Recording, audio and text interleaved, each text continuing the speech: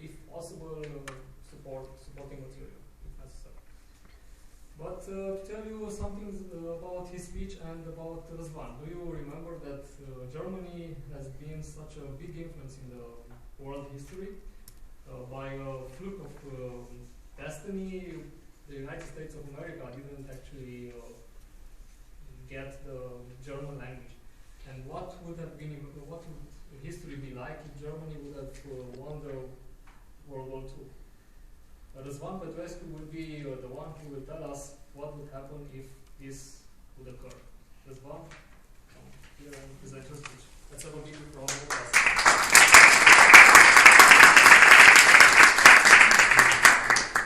Thank you, Marius, my dear Toastmaster colleagues and dear guests. My speech is actually not about how this world would have been if Germany had won the Second World War. It's basically focused on the faulty military decisions that had been taken. So, as you all probably know, on the 1st of September 1939, Germany invades Poland.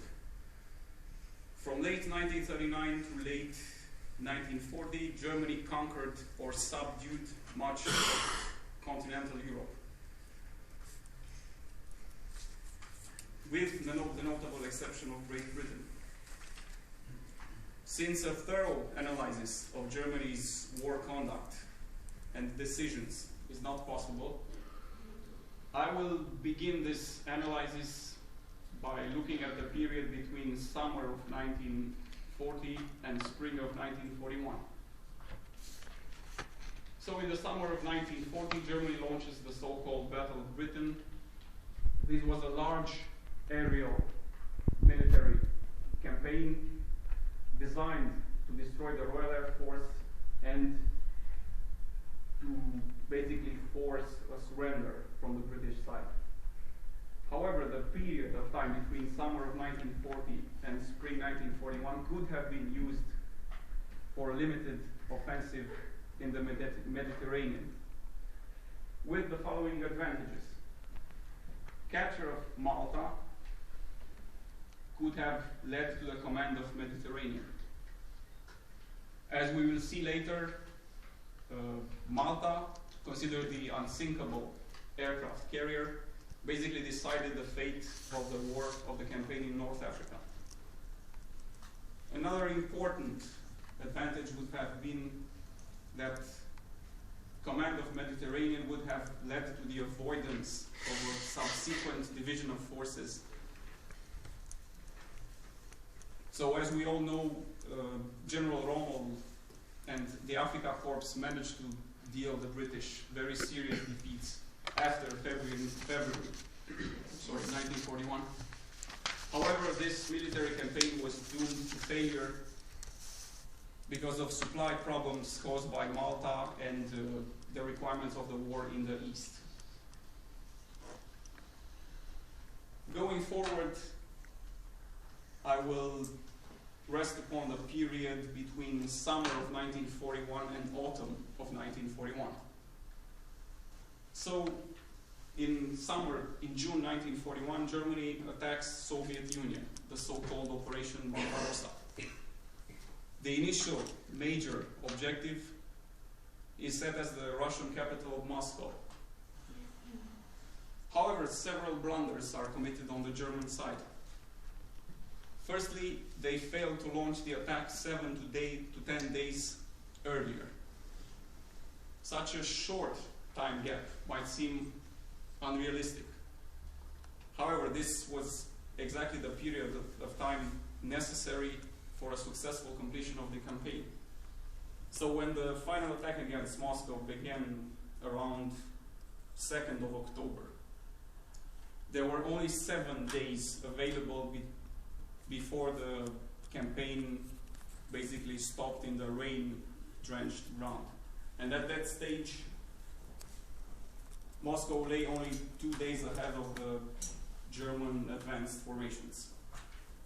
On top of that, the Germans are unable to capitalize on the huge number of prisoners that they had taken from the ranks of the Soviet army. And also they are incapable to exploit a very powerful anti-Soviet feelings among large segments of the population of the Soviet Union.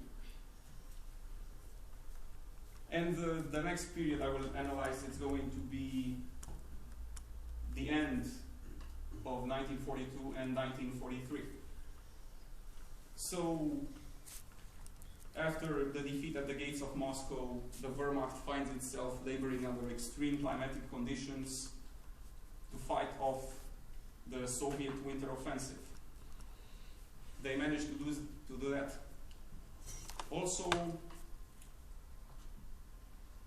because possession of Malta decides the fate of the war in North Africa, so German, Italian forces surrender at Alamein, after the Battle of El Alamein, sorry.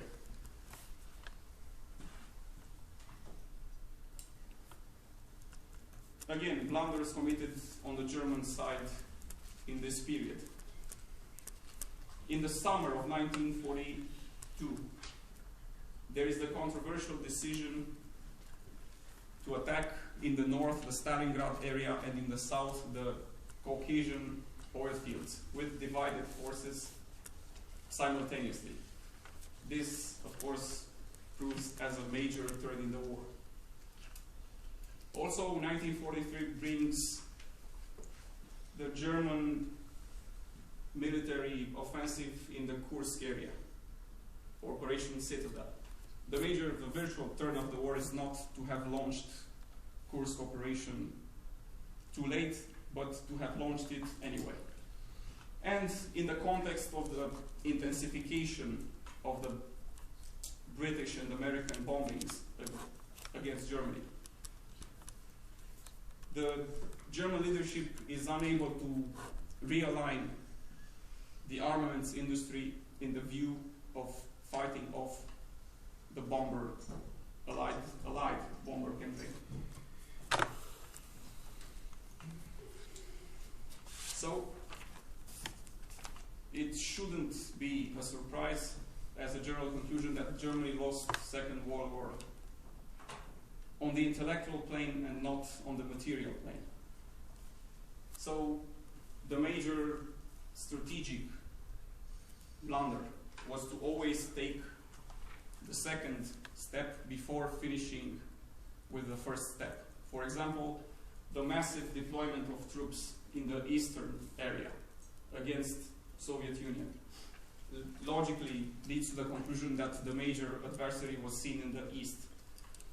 But the failure to reduce armaments and troop deployments in other theaters of war proves to be a blunder. During the summer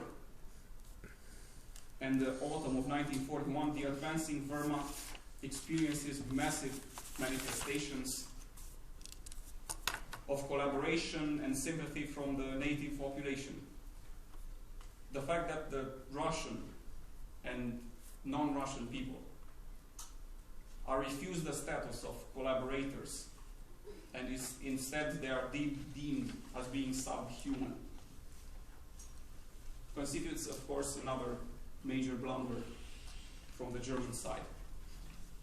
So, to sum up, Germany's strategic outlook can be best summarized by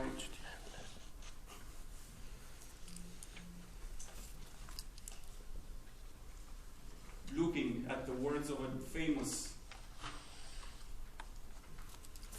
general and military theoretician from the East, from the Far East. He said, I quote, fighting 100 times and winning 100 times is not best.